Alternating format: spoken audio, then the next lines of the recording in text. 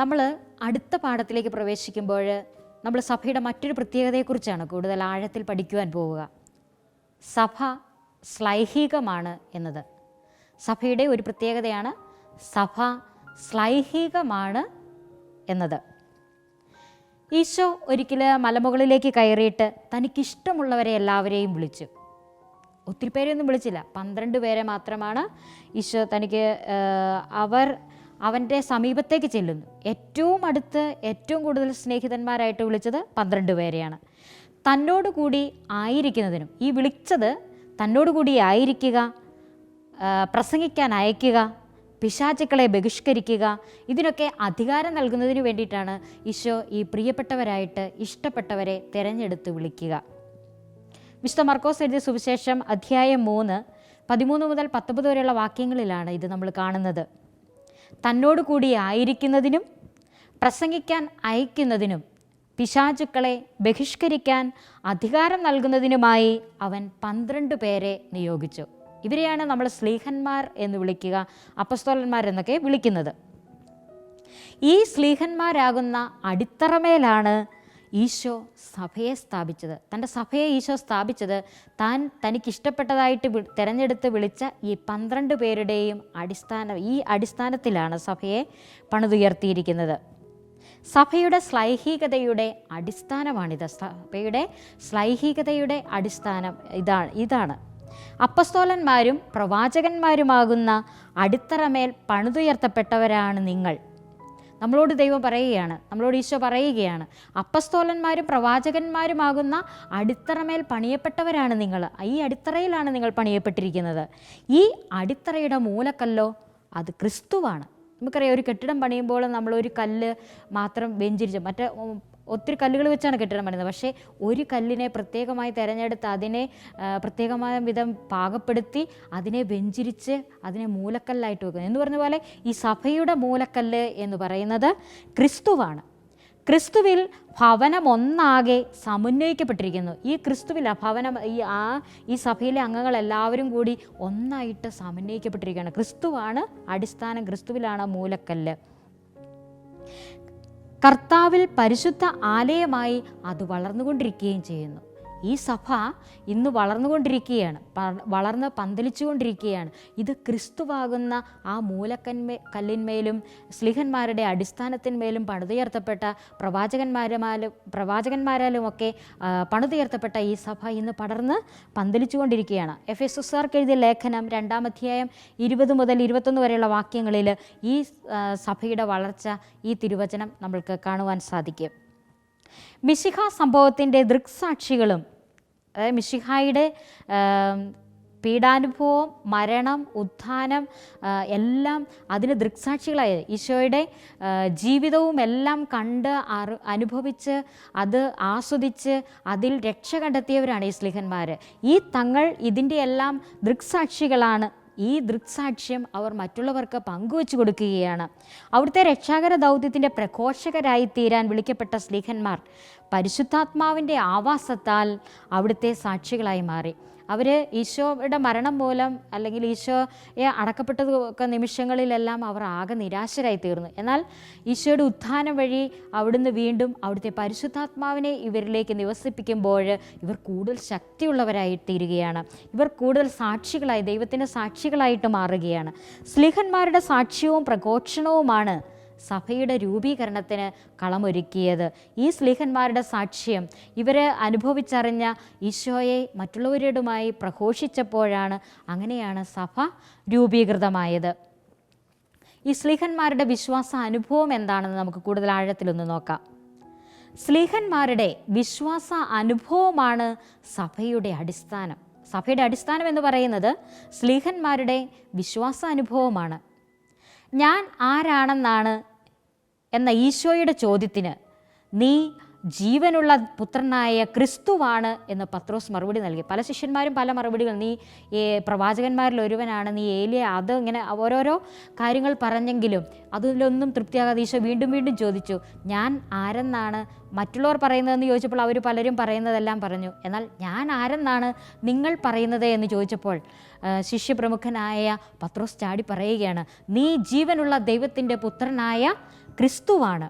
വിശുദ്ധ മത്തായി എഴുതിയ സുവിശേഷം അധ്യായം 16 ഇത് കാണുക. മത്തായി 16 നീ ജീവനുള്ള ദൈവത്തിൻ്റെ പുത്രനായ ക്രിസ്തുവാണ്. ശിമയോൻ്റെ ഈ പ്രഖ്യാപനത്തിൽ സംപ്രീതനായ ഈശോ പറയുകയാണ്, യോനായുടെ പുത്രനായ ശിമയോനെ, നീ ഭാഗ്യവാൻ.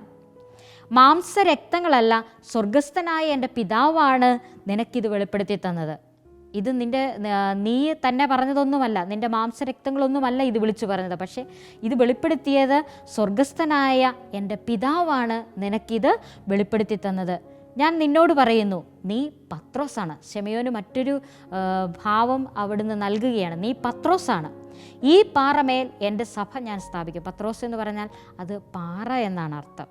ശിമയോൻ എന്ന് പറഞ്ഞാൽ എപ്പോഴും മറ്റു കാര്യങ്ങളിലേക്ക് വഴുതി വീഴുന്ന ഒരു വ്യക്തിയാണ്. നമുക്ക് സുവിശേഷത്തിലുടനീളം കടന്നു പോകുമ്പോൾ കാണാം, ശിമയോന് ഈശോയെ കാണുമ്പോഴത്തേക്കും ഈശോ വെള്ളത്തിന് മീതെ നടന്നു വരുന്ന കാണുമ്പോൾ എനിക്കും അത് സാധിക്കുമെന്ന ഒരു വിശ്വാസത്തെ പ്രതി വെള്ളത്തിന് മീതെ അങ്ങോട്ട് നടന്നു ചെല്ലുമ്പോൾ പെട്ടെന്ന് വെള്ളത്തിലേക്ക് നോക്കുമ്പോൾ പേടി തോന്നുകയും ആ വിശ്വാസം നഷ്ടപ്പെട്ടതിനെ പ്രതി വെള്ളത്തിലേക്ക് താന്നു പോകുന്ന ഒരു പത്രോസ്. അതുപോലെ ഈശോയെ ഇങ്ങനെ മരണത്തിന് വേണ്ടി ഒരുക്കപ്പെടുന്ന ആ നിമിഷങ്ങളിൽ ഇത് നിനക്ക് സംഭവിക്കാതിരിക്കട്ടെ എന്നൊക്കെ പറയുന്നുണ്ട്. അങ്ങനെ പല സ്ഥലങ്ങളിലും എപ്പോഴും ഒരു അയഞ്ഞ രൂപത്തിൻ്റെ പ്രതിരൂപമായിട്ട്, അല്ലെങ്കിൽ എപ്പോഴും മാറിക്കൊണ്ടിരിക്കുന്ന ഒരു വ്യക്തിയുടെ പ്രതിരൂപമായിട്ട് ശിമയോനെ നമുക്ക് കാണാം. എന്നാൽ പത്രോസിലേക്ക് കടന്നു വരുമ്പോൾ അത് പാറയാണ്, മാറ്റമില്ലാത്ത വ്യക്തിയായിട്ട് മാറുകയാണ്.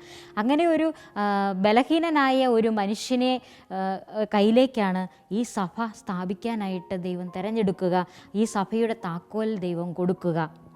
ശ്ലീഹന്മാരുടെ പ്രതിനിധിയായ പത്രോസ് നസ്രായനായ ഈശോയിലുള്ള വിശ്വാസം പ്രഖ്യാപിക്കുകയാണ് ഈ തിരുവചനത്തിലൂടെ. നീ ജീവനുള്ള ദൈവത്തിൻ്റെ പുത്രനായ ക്രിസ്തുവാണ് എന്ന് പറയുന്നതിലൂടെ അദ്ദേഹം ഈശോയിലുള്ള വിശ്വാസം പ്രഖ്യാപിക്കുകയാണ്.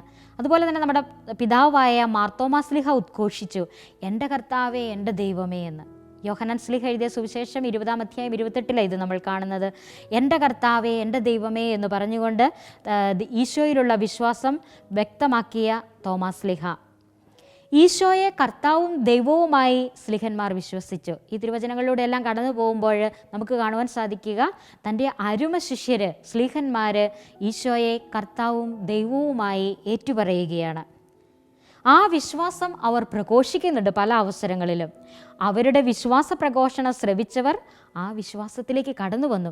ഈ ഈശോയുടെ ജീവിതം അനുഭവിച്ചറിഞ്ഞ ഇവർ പുറത്തിറങ്ങി മറ്റുള്ളവരുമായി ഇത് പങ്കുവച്ചപ്പോൾ ഈ വിശ്വാസം ധാരാളം ജനങ്ങൾ സ്വീകരിക്കുന്നു, ഈ വിശ്വാസത്തിലേക്ക് അവർ കടന്നു വരുന്നു.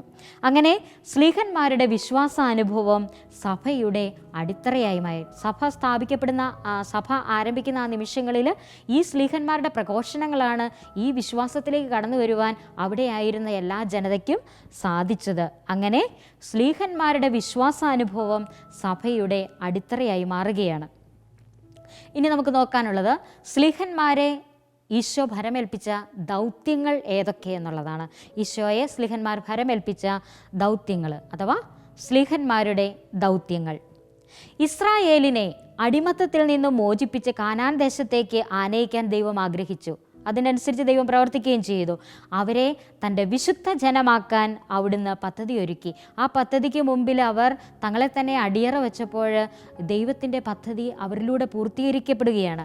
ചില വ്യക്തികളെ പ്രത്യേകം തിരഞ്ഞെടുത്ത് അവർക്ക് പ്രത്യേക ദൗത്യങ്ങൾ ഏൽപ്പിച്ചുകൊണ്ടാണ് ദൈവം ഇക്കാര്യങ്ങൾ നടപ്പിലാക്കിയത്. പ്രവാചകന്മാർ, പുരോഹിതന്മാർ, രാജാക്കന്മാർ എന്നിവരാണ് അവർ. ഇങ്ങനെ ഓരോ ദൗത്യങ്ങൾ, പ്രവാചകന്മാർക്ക് പ്രവചിക്കാനുള്ള ദൗത്യം, അതുപോലെ പുരോഹിതന്മാർക്ക് പുരോഹിത ശുശ്രൂഷ ചെയ്യുവാനുള്ള ദൗത്യം, അതുപോലെ രാജാക്കന്മാർക്ക് മറ്റുള്ളവരെ നയിക്കാനുള്ള ദൗത്യം. ഇങ്ങനെ വിവിധങ്ങളായ ദൗത്യങ്ങൾ ഏൽപ്പിച്ചുകൊണ്ടാണ് ദൈവം തൻ്റെ പദ്ധതി ഈ കാനാൻ ദേശത്തേക്ക്, സ്വർഗീയ തുറമുഖത്തേക്ക് ഈ ഇസ്രായേൽ ജനതയെ നയിച്ചത്. പ്രവാചകന്മാർ ദൈവനാമത്തിൽ ഇസ്രായേലിനോട് സംസാരിക്കുകയും അവരുടെ വീഴ്ചകൾ അവരെ തിരുത്തുകയും ചെയ്തു. പ്രവാചകന്മാരുടെ ഉത്തരവാദിത്വം ഇതായിരുന്നു.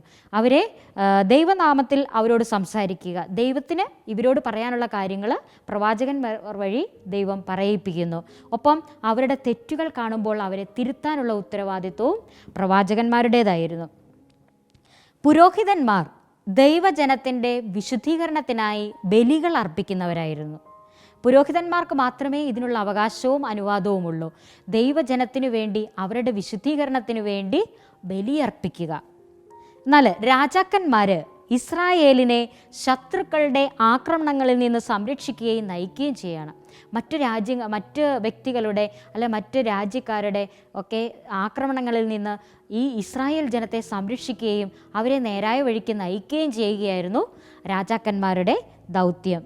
ഇസ്രായേലിന് രക്ഷാകരമായ അനുഭവം പ്രദാനം ചെയ്തിരുന്ന ഈ ത്രിവിധ ദൗത്യങ്ങൾ വരാനിരുന്ന മിശിഹായിൽ പൂർത്തിയാക്കപ്പെട്ടു. ഈശോയ്ക്ക് ഈ 3 ദൗത്യവും ഒരേ ക്രമത്തിൽ തന്നെ, ഒരേ ആവശ്യത്തിൽ തന്നെ പൂർത്തീകരിച്ച ഒരു വ്യക്തിയായിരുന്നു ഈശോ.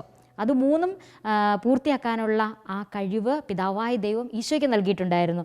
എന്നാൽ ഇത് തുടർന്നുകൊണ്ട് പോകുവാൻ വേണ്ടി വീണ്ടും ഈശോ സ്ലിഹന്മാരെ പരിശുദ്ധാത്മാവിനാൽ അഭിഷേകം ചെയ്തു. തൻ്റെ ഈ ദൗത്യം ഇന്ന് ലോകത്തിൽ തുടരുവാൻ വേണ്ടിയിട്ട്, അത് തുടർന്നുകൊണ്ട് പോകുവാൻ വേണ്ടിയിട്ട് സ്ലീഹന്മാർക്ക് ഈ ദൗത്യം നൽകുകയാണ്. ഈശോയുടെ രക്ഷാകര ദൗത്യം സ്ലീഹന്മാർ നിർവഹിച്ചത് പഠിപ്പിക്കുന്ന പ്രവാചക ദൗത്യം, പഠിപ്പിക്കുക. ഈ പ്രവാചക ദൗത്യം നിർവഹിച്ചത് അവർ ഈശോ പഠിപ്പിച്ച കാര്യങ്ങളൊക്കെ പഠിപ്പിക്കുകയും പ്രബോധനം നൽകുകയും ചെയ്തതിലൂടെയാണ്. അതുപോലെ വിശുദ്ധീകരിക്കുന്ന പുരോഹിത ദൗത്യത്തിലൂടെ അതിനെ വിശുദ്ധീകരിച്ചു. അതുപോലെ രാജകീയ ദൗത്യം നിർവഹിച്ചത് ഇടയനടുത്ത രാജകീയ ദൗത്യത്തിലൂടെയാണ്. ഒരിടയൻ ആടുകളെ എങ്ങനെ മേയ്ക്കുന്നു അതുപോലെ ഇസ്രായേൽ ജനത്തെയും തങ്ങളുടെ കൈകളിൽ കിട്ടിയ മറ്റു ജനത്തെ മുഴുവനും നയിക്കുന്ന, ഓരോ രാജ്യത്തും ഓരോ സ്ഥലത്തും അവർ പോയി വചനം പ്രഘോഷിപ്പിച്ചപ്പോൾ അവർക്കുണ്ടായ ആ അനുഭവത്തിലൂടെയും ജീവിത സാക്ഷ്യത്തിലൂടെയും പ്രഘോഷണത്തിലൂടെയെല്ലാം അവർ തങ്ങൾക്ക് ലഭിച്ച ഈ ദൗത്യം വളരെ മനോഹരമായിട്ട് പൂർത്തീകരിച്ചവരാണ്. ഈ ദൗത്യങ്ങളിലാണ് സ്ലീഹന്മാരുടെ പിൻഗാമികളായ മെത്രാന്മാർ പങ്കുവറ്റുന്നത്. ഇന്ന് മെത്രാന്മാർ ഈ സ്ലീഹന്മാരിലൂടെ അവർക്ക് ലഭിച്ച ദൗത്യങ്ങൾ പൂർത്തീകരിക്കുന്നവരാണ്. ഇനി സ്ലീഹന്മാരുടെ പ്രബോധനങ്ങൾ ഏതൊക്കെയാണെന്ന് നമ്മൾ കാണാൻ പോവുക. സ്ലീഹന്മാരുടെ പ്രബോധനങ്ങൾ എന്താണ് എന്നുള്ളതാണ് നോക്കുവാൻ പോവുക.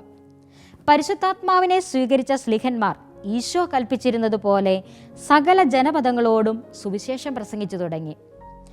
യൂതന്മാർ കുരിശിൽ തറച്ചുകൊന്ന നസ്രായനായ ഈശോയെ പിതാക്കന്മാരുടെ ദൈവം ഉയിർപ്പിച്ചു എന്നും ഈശോ ഇന്നും ജീവിക്കുന്നുവെന്നും തങ്ങൾ അതിന് സാക്ഷികളാണെന്നും അവർ വ്യക്തമാക്കി. നസ്രായനായ ഈശോയെയാണ് യൂതന്മാർ കുരിശിൽ തറച്ചു കൊന്നതെന്നും ഈശോ ഇന്ന് ജീവിക്കുന്നുവെന്നും ഇതിന് ഞങ്ങൾ സാക്ഷികളാണെന്നുമായിരുന്നു അവരുടെ സാക്ഷ്യം. അപ്പസ്തോല പ്രവർത്തനം 3-ാം അധ്യായം 15-ാം വാക്യത്തിൽ ഇത് നമ്മൾ കാണുന്നത്. മാത്രമല്ല, കുരിശിൽ തറയ്ക്കപ്പെട്ട് യഹൂദ ദൃഷ്ടിയിൽ ശപിക്കപ്പെട്ടവനായി മരിച്ച ഈശോ വരാനിരിക്കുന്ന രക്ഷകനാണെന്നും കർത്താവെന്ന ഉന്നതമായ നാമം നൽകി ദൈവം അവിടുത്തെ ഉയർത്തി എന്നും അവർ പ്രഖ്യാപിച്ചു. കുരിശിൽ തറയ്ക്കപ്പെട്ട യഹൂദ ദൃഷ്ടിയിൽ ശപിക്കപ്പെട്ടവനായി മരിച്ചത്. കാരണം അന്ന് കുരിശിൽ മരിക്കുക എന്ന് പറയുന്നത് ഏറ്റവും ശപിക്കപ്പെട്ട ഒരു അവസ്ഥയായിരുന്നു. അങ്ങനെ മരിച്ച ഒരു ഈശോയാണ് വരാനിരുന്ന ക്രിസ്തു എന്ന് അവർ വ്യക്തമാക്കുകയാണ്. ഈ രക്ഷകന് കർത്താവെന്ന ഉന്നതമായ നാമം നൽകി ദൈവം അവിടുത്തെ ഉയർത്തി. ഉത്ഥാനത്തിലൂടെ കർത്താവാണെന്നുള്ള ആ നാമം നൽകി അവിടുത്തെ ഉയർത്തി എന്ന് അവർ പ്രഖ്യാപിക്കുകയാണ്. മിശിഹായിൽ വിശ്വസിക്കുന്നവരും അവിടുത്തെ നാമം ഏറ്റുപറയുന്നവനുമാണ് രക്ഷ പ്രാപിക്കുന്നതെന്നും അവർ വ്യക്തമാക്കി. ഒരു പേടിയോ ഭയമോ ഒന്നും കൂടാതെ അവർ ഈ തങ്ങൾ അനുഭവിച്ച ആ അനുഭവം, ഈശോയുടെ അനുഭവം പങ്കുവയ്ക്കുകയും ഒപ്പം ഈ അനുഭവത്തിലേക്ക് കടന്നു വരുന്നവന് മാത്രമേ രക്ഷയുള്ളൂ, കർത്താവായ യേശുവിൽ വിശ്വസിക്കുന്നവന് മാത്രമേ രക്ഷയുള്ളൂ എന്ന് അവർ ഉറക്കെ ഉദ്ഘോഷിക്കുകയാണ്. ഈ പ്രബോധനങ്ങളുടെ പേരിൽ മർദ്ദനമേൽക്കേണ്ടി വന്നപ്പോഴും കൂടുതൽ തീക്ഷ്ണതയോടെ അവർ ഈ സത്യം പ്രഘോഷിക്കുകയാണ് ചെയ്തത്. ഇങ്ങനെ ഈശോയെ അവർ കുരിശിൽ തറച്ചു കൊന്ന ഈശോ തന്നെയാണ് രക്ഷകനെന്ന് അവർ സധൈര്യം വിളിച്ചു പറഞ്ഞപ്പോൾ അവർക്ക് ഒത്തിരി മർദ്ദനങ്ങളൊക്കെ ഏൽക്കേണ്ടി വന്നു. ഇങ്ങനെ ഏൽക്കേണ്ടി വന്ന നിമിഷത്തിൽ പോലും കൂടുതൽ തീക്ഷ്ണതയോടെ ദൈവത്തിൻ്റെ വചനം പ്രഘോഷിക്കാനായിട്ട് അവർക്ക് സാധിച്ചു. സ്ലീഹന്മാരിൽ നിന്നും വിശ്വാസം സ്വീകരിച്ചവരും അവർ ചെന്നു ചേർന്ന സ്ഥലങ്ങളിലെല്ലാം പ്രതികൂല സാഹചര്യങ്ങളിൽ പോലും മിശിഹായ്ക്ക് സാക്ഷ്യം നൽകാനായിട്ട് അവർക്ക് കഴിഞ്ഞു. അങ്ങനെ സ്ലീഹന്മാരുടെ പ്രബോധനങ്ങൾ വഴിയായിട്ട് സഭ പടർന്നു പന്തലിക്കാനായിട്ട് ഇടയായി. തുടർന്ന് നമ്മൾ കാണുവാൻ പോകുന്നത് സ്ലീഹന്മാരും സഭാ സമൂഹങ്ങളും എന്നുള്ളതാണ്. പരിശുദ്ധാത്മാവിനെ സ്വീകരിച്ച സ്ലീഹന്മാർ മിശിഹായുടെ കൽപ്പന പ്രകാരം അവർ ലോകമെമ്പാടും സുവിശേഷം പ്രഘോഷിക്കാനായിട്ട് സുവിശേഷ സന്ദേശവുമായിട്ട് വിവിധ സ്ഥലങ്ങളിലേക്ക് പോവുകയായിരുന്നു. സ്ലീഹന്മാർ സുവിശേഷം പ്രഘോഷിച്ച സ്ഥലങ്ങളിലെല്ലാം വിവിധ ക്രൈസ്തവ സമൂഹങ്ങൾക്ക് രൂപം കൊടുത്താണ് അവർ കടന്നുപോയത്. എവിടെ ചെല്ലുന്നുവോ അവിടെ വചനം പ്രഘോഷിക്കുന്നു, അവരിൽ നിന്ന് വിശ്വാസം സ്വീകരിക്കുന്നവരെ ഒരുമിപ്പിച്ച് ചേർത്ത് അവിടെ ഒരു ക്രൈസ്തവ സമൂഹത്തിന് രൂപം കൊടുക്കുവാനായിട്ട് ഈ സ്ലീഹന്മാർക്കെല്ലാവർക്കും സാധിച്ചു. മാർത്തോമാ സ്ലീഹ ഇന്ത്യയിലും പേർഷ്യയിലുമാണ് സുവിശേഷം പ്രസംഗിച്ചത്. പേർഷ്യയിലും ഇന്ത്യയിലും സുവിശേഷം പ്രഘോഷിച്ച സ്ലീഹനായിരുന്നു മാർത്തോമാ സ്ലീഹ. അതിനാൽ ഈ പ്രദേശങ്ങളിലെ സഭാ സമൂഹങ്ങൾ മാർത്തോമാ സ്ലീഹായെ തങ്ങളുടെ വിശ്വാസത്തിൻ്റെ പിതാവായിട്ട് കാണുന്നു. നമ്മൾ നമ്മുടെ വിശ്വാസത്തിൻ്റെ പിതാവായിട്ട് കാണുന്നത് തോമാസ് സ്ലീഹായെയാണ്. അതുപോലെ പേർഷ്യക്കാരും അവരുടെ വിശ്വാസത്തിൻ്റെ പിതാവായിട്ട് കാണുന്നത് ഈ തോമാസ് സ്ലീഹായെയാണ്. കാരണം തോമാസ് സ്ലീഹായിലൂടെയാണ് അവരിലേക്ക് ഈ ക്രൈസ്തവ വിശ്വാസം കടന്നു വന്നത്. ഇനി നമ്മൾ കാണുവാൻ പോകുന്നത് നമ്മൾ ഓരോരുത്തരും അംഗമായിരിക്കുന്ന സീറോ മലബാർ സഭയുടെ ശ്ലൈഹിക പൈതൃകം കൂടുതൽ ആഴത്തിൽ പഠിക്കാൻ പോവുകയാണ്.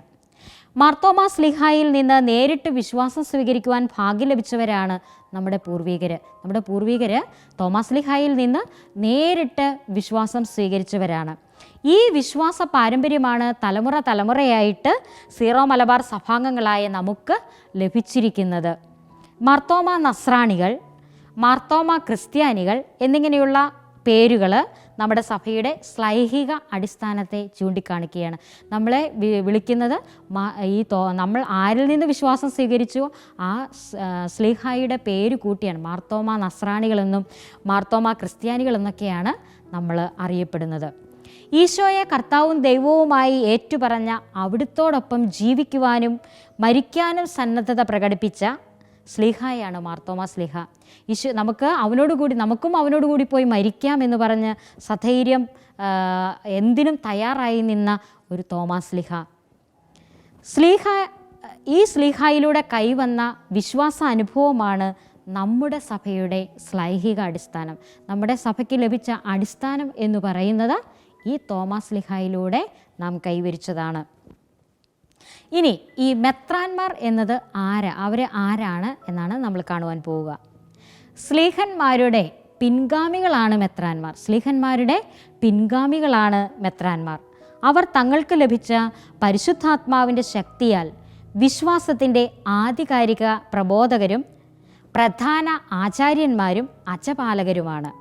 കർത്താവിൻ്റെ അജഗണത്തിൽ തങ്ങളെ ഭരമേൽപ്പിച്ചിരിക്കുന്ന വിഭാഗത്തിൻ്റെ പാലനം അവർ നിർവഹിക്കുന്നു. രൂപതയാകുന്ന പ്രാദേശിക സഭയുടെ തലവനാണ് മെത്രാൻ. കുറേ അധികം ഇടവകൾ ചേർന്ന് ഒരു രൂപത രൂപം കൊള്ളുന്നു. ആ രൂപതയുടെ തലവനായിട്ടാണ് മെത്രാനെ നമ്മൾ നിയമിക്കുന്നത്. രൂപതയാകുന്ന പ്രാദേശിക സഭയുടെ തലവനാണ് മെത്രാൻ. മാർപ്പാപ്പയോട് ചേർന്ന് നിന്ന് മെത്രാൻ തനിക്ക് ഭരമേൽപ്പിക്കപ്പെട്ടിരിക്കുന്ന രൂപതയിലെ വിശ്വാസികളെ പഠിപ്പിക്കുന്നതിനും നയിക്കുകയും വിശുദ്ധീകരിക്കുക. അതായത് ഈശോ തൻ്റെ ജീവിതത്തിലൂടെ പൂർത്തീകരിച്ച ആ ദൗത്യം സ്ലീഹന്മാർക്ക് പകർന്നു നൽകി.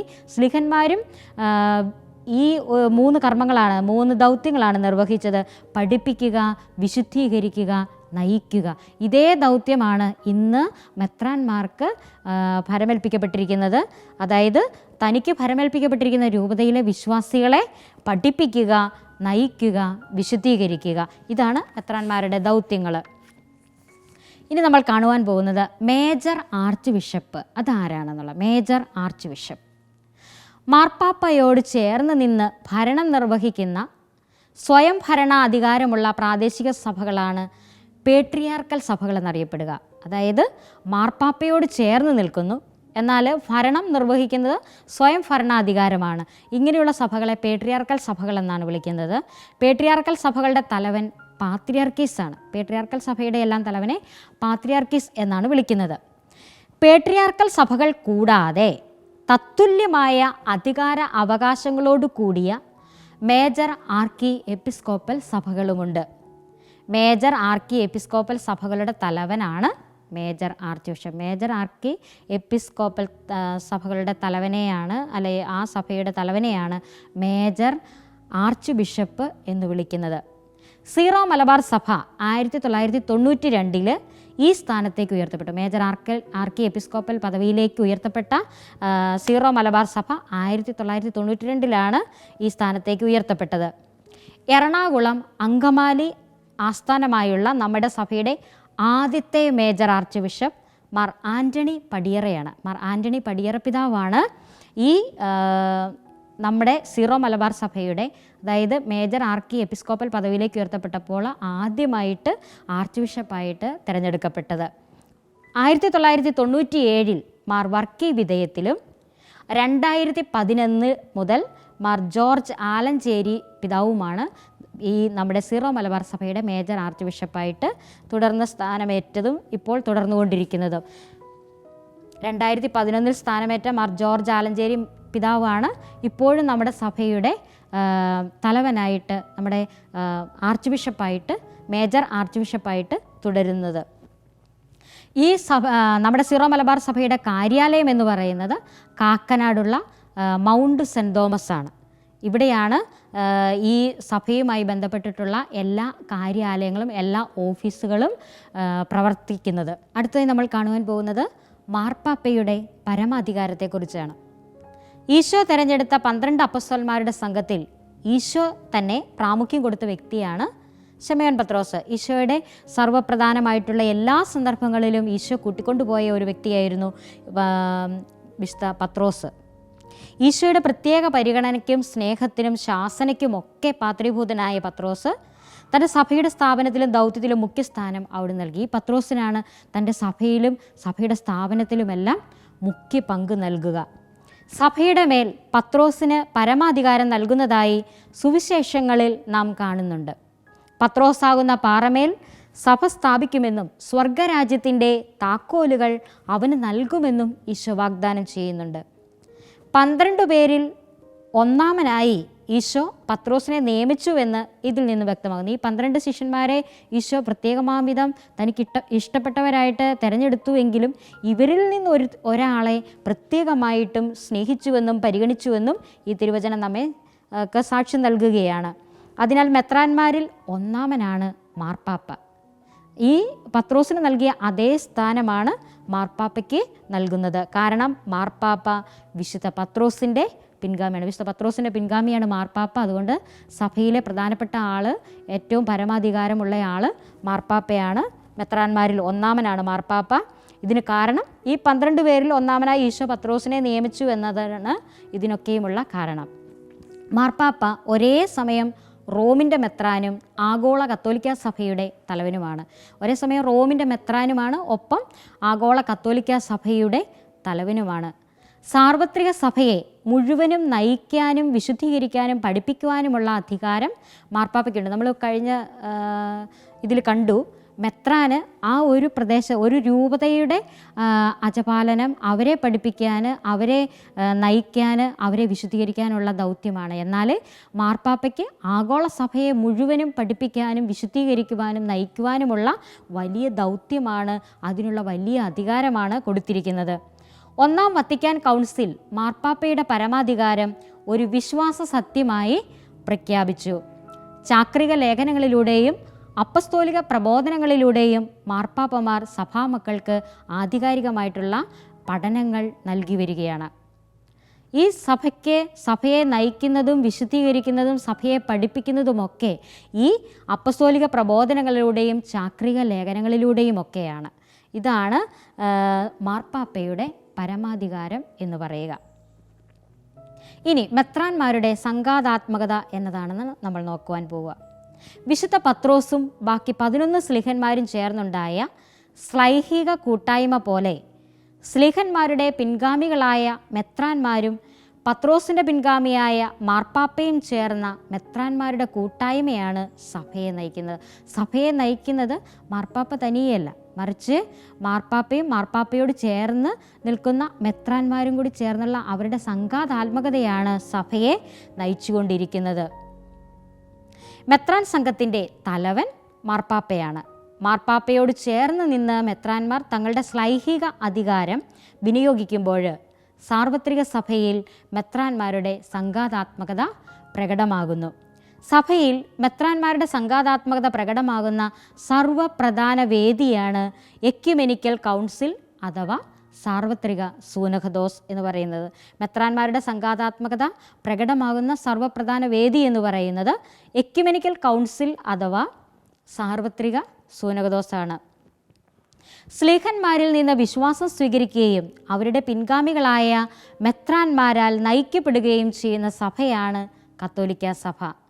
സ്ലീഹന്മാരിൽ നിന്ന് വിശ്വാസം സ്വീകരിച്ചു അവരുടെ പിൻഗാമികളായ മെത്രാന്മാരാൽ നയിക്കപ്പെടുന്ന സഭയുടെ ഒരു സഭയാണ് കത്തോലിക്ക സഭ. ഈ സഭയിൽ അംഗമായിരിക്കുന്നതിൽ നമുക്ക് അഭിമാനിക്കാം. സ്ലീഹന്മാരിലൂടെ കൈവന്ന വിശ്വാസ പൈതൃകം സംരക്ഷിച്ച് ജീവിക്കുവാനായിട്ട് നമുക്ക് പരിശ്രമിക്കുകയും ചെയ്യാം. നമ്മൾ ഓരോരുത്തരും ഈ സഭയിൽ അംഗമായിരിക്കുന്നതിൽ ഏറെ സന്തോഷമുള്ളവരായിരിക്കേണ്ടതാണ്. ഒപ്പം ഈ സഭയിലൂടെ നമുക്ക് കൈവന്ന ആ വിശ്വാസ പൈതൃകം സംരക്ഷിക്കുവാനും അത് വരും തലമുറകൾക്ക് പകർന്നു കൊടുക്കുവാനുമുള്ള വലിയ ദൗത്യമാണ് ഈ സഭ നമ്മെ ഓരോരുത്തരെയും ഫലമേൽപ്പിച്ചിരിക്കുന്നത്. സഭ ശ്ലൈഹികമാണ് എന്ന പാഠത്തിലൂടെ നമ്മൾ കടന്നു പോയപ്പോൾ ഇതിനകത്ത് പ്രത്യേകമായിട്ട് നമുക്ക് ശ്രദ്ധിക്കാനായിട്ട് 5 പോയിൻ്റാണുള്ളത്.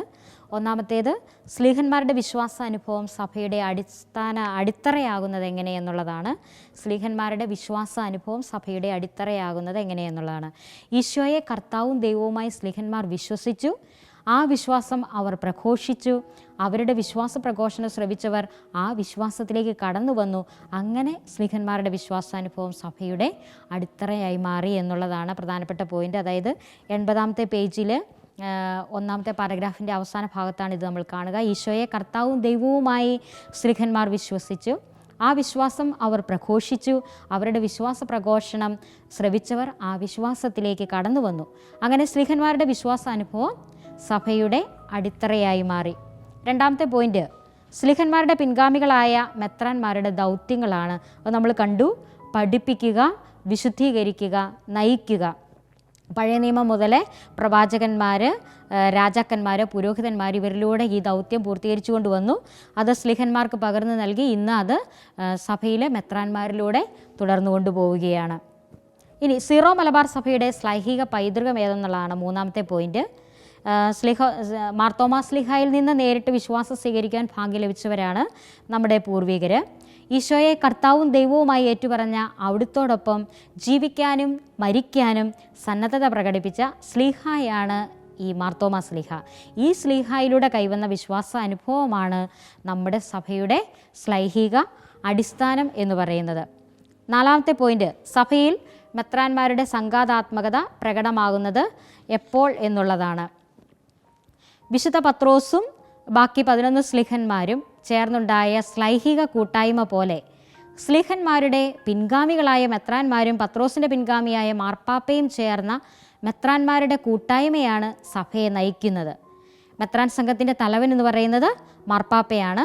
മാർപ്പാപ്പയോട് ചേർന്ന് മെത്രാന്മാർ തങ്ങളുടെ ശ്ലൈഹിക അധികാരം വിനിയോഗിക്കുമ്പോൾ സാർവത്രിക സഭയിൽ മെത്രാന്മാരുടെ സംഘാതാത്മകത പ്രകടമാകുന്നു എന്നുള്ളതാണ് പ്രധാനപ്പെട്ട കാര്യം. അടുത്തത് 5-ാമത്തെ പോയിന്റ്, മാർപ്പാപ്പയുടെ പരമാധികാരം എന്നതുകൊണ്ട് അർത്ഥമാക്കുന്നത് എന്നുള്ളതാണ്. സഭയുടെ മേല് പത്രോസിന് പരമാധികാരം നൽകുന്നതായിട്ട് സുവിശേഷങ്ങളിൽ നാം കാണുന്നുണ്ട്. പത്രോസാകുന്ന പാറമേൽ സഭ സ്ഥാപിക്കുമെന്നും സ്വർഗരാജ്യത്തിൻ്റെ താക്കോലുകൾ അവന് നൽകുമെന്നും ഈശോ വാഗ്ദാനം ചെയ്യുന്നു. 12 പേരിൽ ഒന്നാമനായി ഈശോ പത്രോസിനെ നിയമിച്ചുവെന്ന് ഇതിൽ നിന്നും വ്യക്തമാകുന്നു. അതിനാൽ മെത്രാന്മാരിൽ ഒന്നാമനാണ് മാർപ്പാപ്പ. കാരണം മാർപ്പാപ്പ വിശുദ്ധ പത്രോസിൻ്റെ പിൻഗാമിയാണ്. അതോടൊപ്പം തന്നെ മാർപ്പാപ്പ ഒരേ സമയം റോമിൻ്റെ മെത്രാനും ആഗോള കത്തോലിക്ക സഭയുടെ തലവനുമാണ്. സാർവത്രിക സഭയെ മുഴുവനും നയിക്കാനും വിശുദ്ധീകരിക്കാനും പഠിപ്പിക്കാനുമുള്ള അധികാരം മാർപ്പാപ്പയ്ക്കുണ്ട്. 1-ാം വത്തിക്കാൻ കൗൺസിൽ മാർപ്പാപ്പയുടെ പരമാധികാരം ഒരു വിശ്വാസ സത്യമായി പ്രഖ്യാപിച്ചു.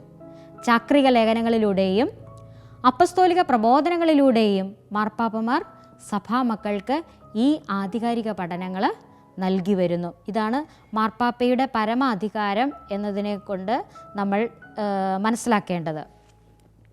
ചുരുക്കത്തിൽ ശ്ലീഹന്മാരിൽ നിന്നും വിശ്വാസം സ്വീകരിക്കുകയും അവരുടെ പിൻഗാമികളായ മെത്രാന്മാരാൽ നയിക്കപ്പെടുകയും ചെയ്യുന്ന സഭയാണ് കത്തോലിക്ക സഭ. ഈ സഭയിൽ അംഗമായിരിക്കുന്നതിൽ നമുക്ക് അഭിമാനിക്കാം. ശ്ലീഹന്മാരിലൂടെ കൈവന്ന വിശ്വാസ പൈതൃകം സംരക്ഷിച്ച് ജീവിക്കാനായിട്ട് നമുക്ക് അക്ഷീണം പരിശ്രമിക്കുകയും ചെയ്യാം.